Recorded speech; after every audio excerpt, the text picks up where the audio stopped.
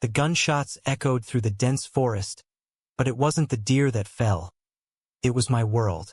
In that split second, as my father's best friend, Mark, pulled me close to shield me from a misfired bullet, our lips brushed in a moment of raw panic, igniting a fire I never knew burned inside me. Now, standing over the bloodied ground, I realized this hunting trip wasn't just about survival in the wild. It was the beginning of a hunt for my own identity, one that could cost me everything. I was 22, fresh out of college in Seattle, Washington, trying to piece together a life that felt like a puzzle with missing edges. My name is Alex Thompson, son of a conservative veteran who ran a hardware store in our small suburb of Tacoma. Dad had always pushed me toward manly pursuits, football, cars, and now this annual hunting trip with his old army buddy, Mark Reynolds. Mark was 45, ruggedly handsome with salt and pepper hair, a former Marine who owned a construction firm. He'd been like an uncle to me growing up, teaching me to tie knots and fix engines. But lately, his glances lingered a bit too long, and I'd catch myself staring back, confused by the warmth in my chest. We'd driven out to the Olympic National Forest at dawn, the truck rumbling over dirt roads as Dad chatted about politics and the good old days. He didn't know about the secret I'd buried deep, my attraction to men. I dated girls in high school to fit in, but it never felt right. College had been a revelation. Stolen kisses in dorms, whispered confessions. But back home, I locked it away. Coming out to Dad? Unthinkable. He'd disown me, or worse, see me as a failure. As we set up camp, Mark handed me a rifle, his hand brushing mine. "You ready for this, kid?" he asked, his voice low and steady. I nodded, swallowing hard. The hunt began innocently enough, tracking deer trails, whispering strategies. But when a buck bolted unexpectedly, Dad fired wildly, and a ricochet whizzed past us. Mark tackled me to the ground, his body pressing against mine. In the adrenaline rush, he turned my face to check for injuries, and our eyes locked. Time froze. Then, without thinking, I leaned in, and he met me halfway. The kiss was brief, electric, tasting of pine and fear. We pulled apart as Dad's footsteps crashed through the underbrush. "You boys okay?" he yelled. Mark jumped up, dusting himself off. "Yeah, just a close call," he muttered, avoiding my gaze. But I saw the storm in his eyes. Regret, desire, terror. That night around the campfire, silence hung heavy. Dad rambled about work, oblivious. Mark and I exchanged furtive looks, each one a silent accusation. What had we done? He was married, for God's sake, with 2 kids. And me? I was his best friend's son. The next morning, we packed up early, the air thick with unspoken words. On the drive back, Mark pulled over at a rest stop. "Alex, it can't happen again," he whispered, his voice cracking. I can't be that way." But his hand trembled on the steering wheel, betraying him. I nodded, but inside, a dam broke. For the first dang time, I wasn't alone in my secret. Yet, the price of that truth loomed like a shadow over the highway. Back home, life resumed its facade. I took a job at Dad's store, stocking shelves and avoiding Mark's occasional visits. But the kiss haunted me. Nights blurred into fevered dreams where his touch lingered. I started questioning everything. My family's expectations, society's judgments. Dad preached about traditional values at dinner, railing against those liberals ruining the country. Mom nodded along, her eyes weary from years of keeping peace. My sister, Emily, 16 and perceptive, caught me staring into space one evening. "You okay, bro?" she asked. I forced a smile. "Just tired." Then, 2 weeks later, Mark showed up unannounced. Dad was out, Mom at book club. He stood in the doorway, rain dripping from his coat. "We need to talk," he said. My heart raced as I led him to the garage. There, amid tools and oil stains, he confessed. "I felt this way for years, Alex. Buried it after the military. Married Sarah to prove I was normal. But you make it impossible to ignore. His words hit like bullets. I stepped closer, our breaths mingling. This time, the kiss was deliberate, hungry with desperation. But as we broke apart, guilt crashed in. What about Dad? Your family? I whispered. He shook his head. I don't know, but I can't stop thinking about you. That marked the start of our secret. Stolen moments in his truck, late-night texts coded in hunting jargon. Each encounter deepened the bond, but the lies piled up. I skipped family dinners claiming work. Mark grew distant from his wife, arguments echoing through their home. The tension built like a storm front, threatening to unleash chaos. One evening, Emily confronted me. You're acting weird. Is it a girl? Or something else? Her eyes searched mine. I deflected, but doubt seeded in her mind. Meanwhile, Dad noticed Mark's absences. What's up with him? Haven't seen the guy in weeks. I shrugged, heart pounding. The web of deception tightened, each thread a potential snap. As autumn leaves fell, our meetings grew riskier. We drove to a secluded cabin in the Cascades, pretending it was a fishing trip. There, away from prying eyes, we talked for hours about repressed desires, the military's don't ask, don't tell scars on Mark, my fear of rejection. Society says we're wrong, he said, staring at the fire. But this feels right. I agreed, but the moral quandary gnawed. Was love worth betrayal? The cabin's warmth couldn't shield us from the cold reality waiting outside. As we lay side by side on the worn couch, Mark's fingers traced patterns on my arm, but his eyes held shadows. Alex, this could destroy us both, he murmured. I pulled away slightly, the weight of his words pressing down. Destroy us? Or free us? The question lingered as we drove back to Tacoma. Silence our only companion. Back in the routine, the cracks began to show. Sarah, Mark's wife, called my mom one afternoon, her voice laced with worry. Mark's been so distant. Working late, he says. You notice anything? Mom relayed it to Dad over dinner, and I choked on my food.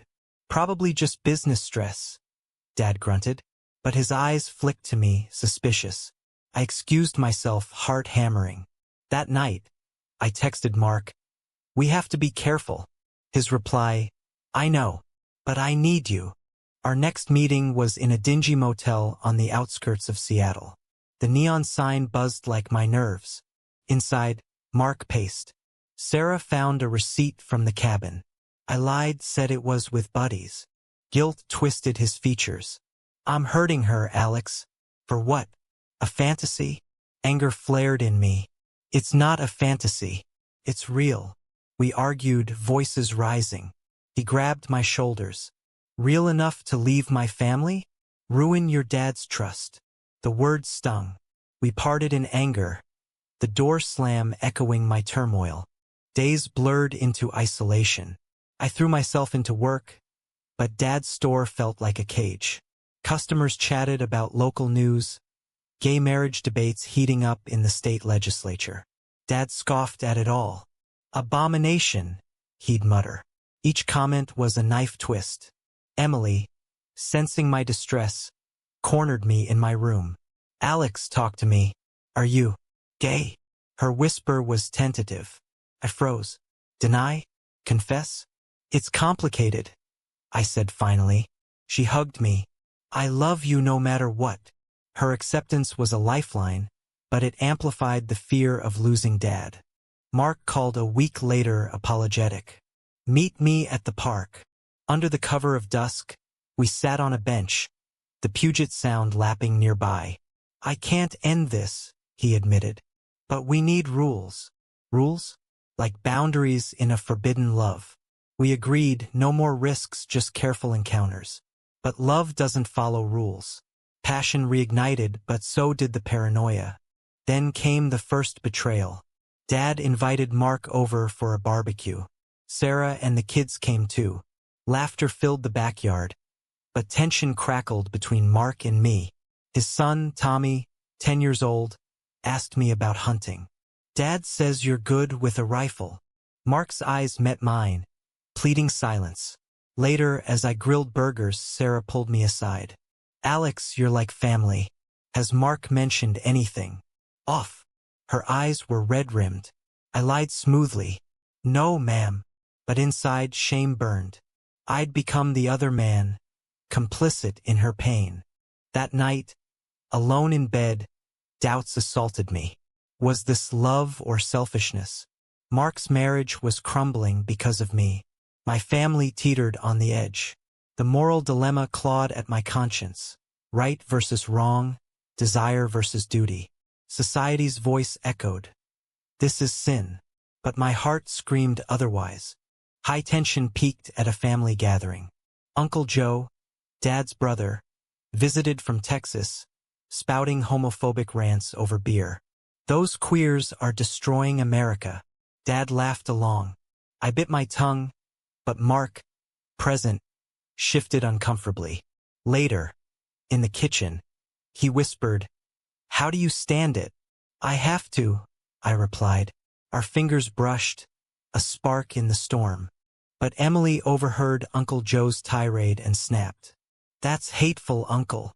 The room tensed. Dad defended him. "Just joking, kid." Emily stormed out and I followed. "Alex, if you're gay, you can't hide forever," she said. Her words were a wake-up call. Hiding was killing me. Mark and I met secretly again, this time in his office after hours. "We have to stop," I said, tears welling. He pulled me into an embrace. "I love you, Alex. That's the problem." Love? The word hung heavy. But love demanded sacrifice. "Then choose," I challenged. "Me or your life?" He hesitated. And in that pause, heartbreak bloomed. The following week, Sarah confronted Mark. She'd found texts not explicit, but suspicious. "Who's Alex really?" she demanded. Mark denied, but she didn't buy it. Arguments escalated. He called me in panic. "She's threatening divorce." My world spun. The consequences were unfolding. Families torn, trusts shattered. In a desperate bid, I confided in Emily fully. "It's Mark," I whispered. Her eyes widened. "Dad's friend?" "Oh, Alex." She hugged me, but worry etched her face. "This is dangerous." She was right. The web was unraveling. As winter approached, Dad sensed something. "You and Mark been hanging out without me?" he asked casually. I stammered. Suspicion grew.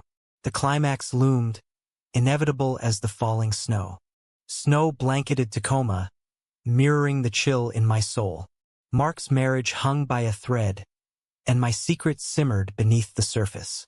One evening, he showed up at my door, bags in hand. "Sarah kicked me out," he said, voice hollow.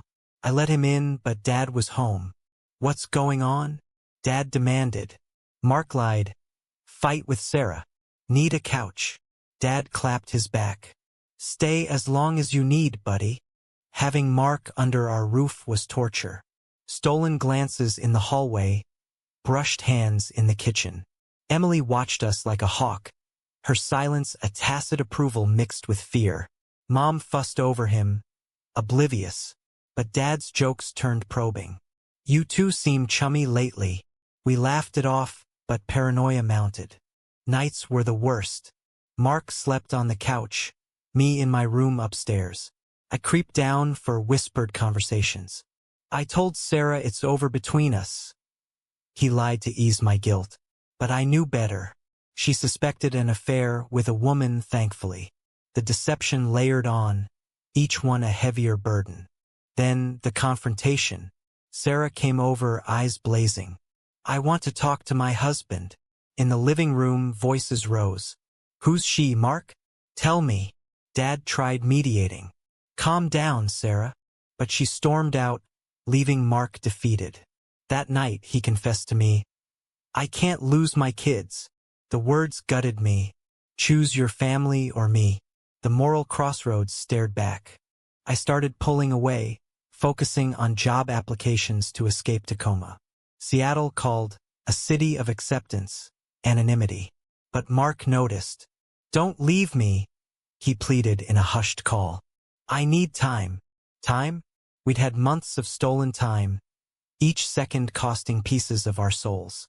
Emily became my anchor. "Alex, you deserve better than hiding." Her words fueled resolve. But society pressed in news of anti-gay bills in other states, local prejudices. Dad's store customers echoed sentiments. "Keep marriage sacred." Each barb reminded me of the stakes. The turning point came during a storm. Power out, family huddled by the fireplace.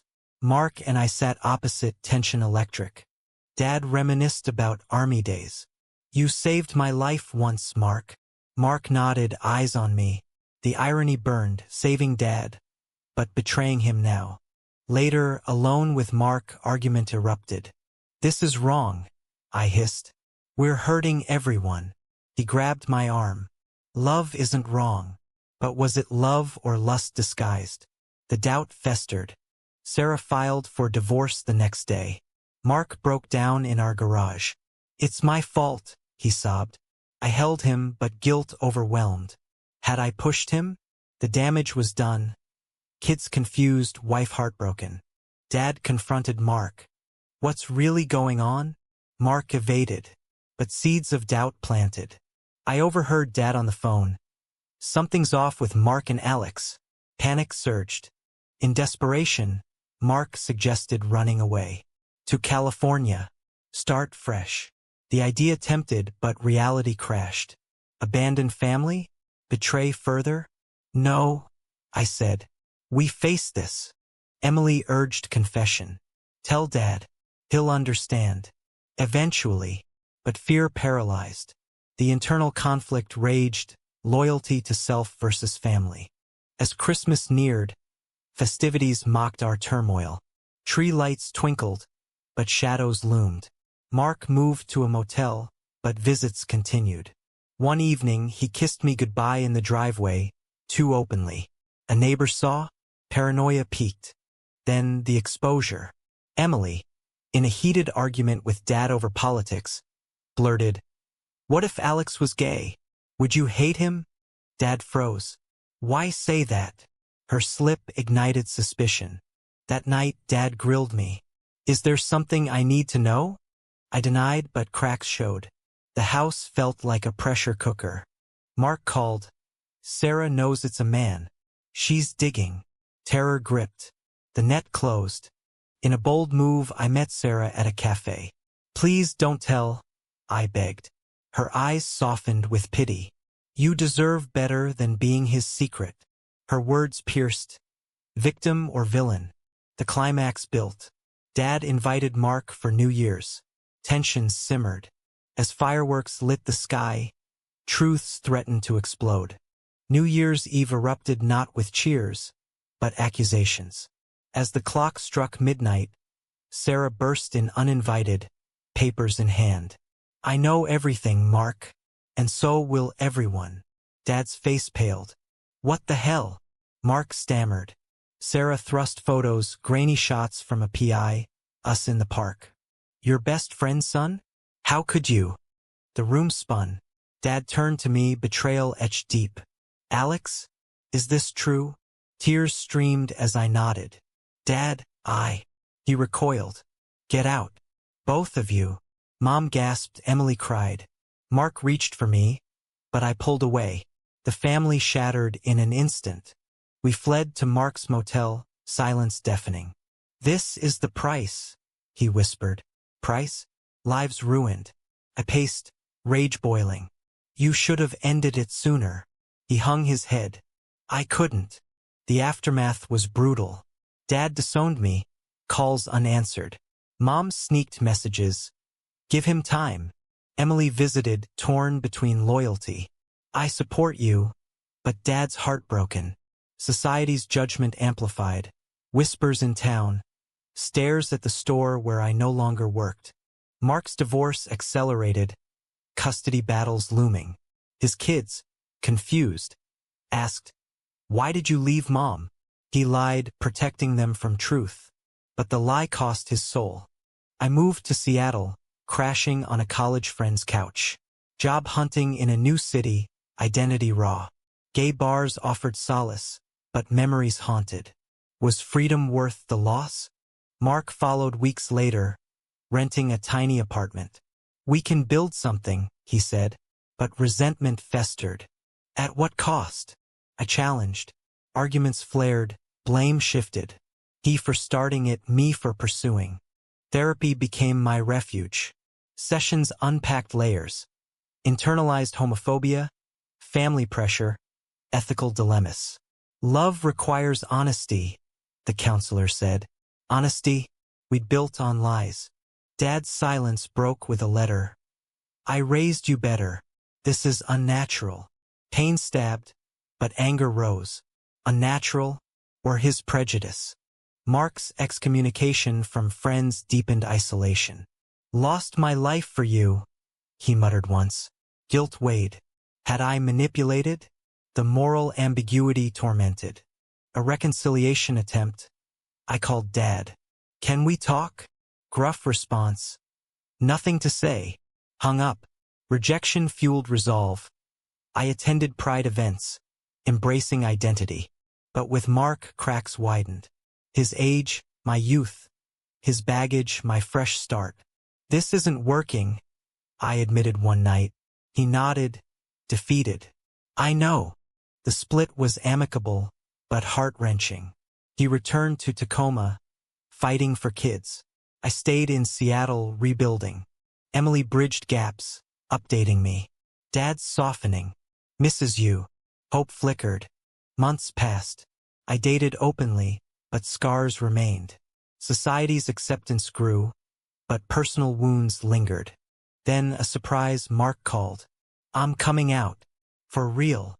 Pride swelled, but closure needed. We met midway in Olympia. Thank you for awakening me, he said. But the pain. I nodded. Necessary evil? As we parted, reflection hit. Choices define us, the wrong ones teach, right ones redeem. Seattle's rain washed away some pain, but not all. I landed a graphic design job, surroundings vibrant with acceptance. Pride flags waved, couples walked hand in hand. Yet loneliness crept in. Mark's absence left a void. First love's imprint deep. Dad's thaw came slowly. Emily mediated. He watches gay, writes news now. Curious. A call finally. Come home for dinner. Tentative, I went. Mom hugged tight, Emily beamed. Dad sat stiff. Sit, he grunted. Awkward silence. Then, why didn't you tell me? Vulnerability in his eyes. Scared, I admitted. Of losing you. He nodded. I was wrong. Still processing, but you're my son. Tears flowed. Not full acceptance, but a start. The family mended thread by thread. Mom confessed. I suspected. Prayed it'd pass. Her honesty healed. Mark's journey paralleled. He won partial custody, came out to kids. Dad loves a man once, he explained simply. They adjusted, resilient. But our paths diverged. Mark dated others his age, finding peace. I explored, but cautiously. The experience taught wariness. Love's cost high. Society's role loomed large. Protests for equality inspired, but backlash reminded of dangers. A local hate crime shook me, reminder that acceptance isn't universal. Internal conflicts resolved gradually. Therapy helped forgive myself. You chose authenticity, counselor affirmed, but was betrayal justified? A year later, at a family reunion Mark attended, invited by Dad. Awkward but civil. Good to see you, kid, he said. Nostalgia stirred, but no spark. We'd grown apart, wiser. Emily came out as bi, emboldened by my story. Dad's growth evident, he supported her openly. Learned my lesson, he admitted. Reflection deepened. The hunting trip's kiss. A catalyst for change. Painful but transformative. Lives upended but rebuilt stronger. As spring bloomed, I volunteered at LGBTQ centers, sharing my story. Coming out costs, but hiding costs more. Listeners nodded, eyes misty. Mark and I reconnected as friends. Coffee chats dissected past. Regret the hurt, not the love, he said. Agreement sealed closure. Dad's full embrace came at my birthday. Proud of you, son. Words I'd craved. Family bonds reforged. Resilient. But echoes remained. Moral questions. Was our affair ethical? Society judges harshly, but hearts know truth. With time, scars faded into stories. Seattle became home, career flourishing. I met Ethan, a kind-hearted teacher, our relationship open, honest. No secrets, no betrayals. Dad met him, approval tentative but genuine. Treat my boy right, he warned. Progress. Mark remarried. A man, ceremony small but joyful. I attended, closure complete. His kids thrived, accepting. Looking back, the journey's toll. Broken marriage, strained friendships, emotional wreckage. But gains. Authenticity, family evolution, personal growth. Society shifted to more inclusive laws, cultural changes. Yet, challenges persist. My story, one of many, highlights struggles. In quiet moments, I ponder choices. The kiss in the forest, a wrong turn or necessary detour. Pain birthed awakening. The end brings reflection. Was pursuing forbidden love justified?